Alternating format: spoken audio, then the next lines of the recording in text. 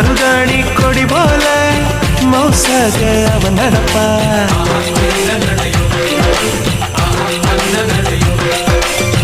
மழை பெஞ்ச தர போல பதமாக தான் இருப்பா.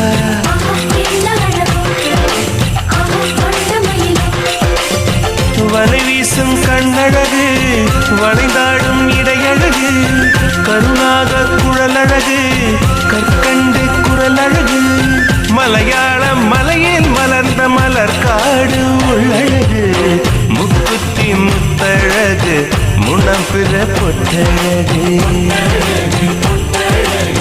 பொள்ளாச்சி மண்ணில் விளைஞ்ச நெல்லுமணி பல்லழகு.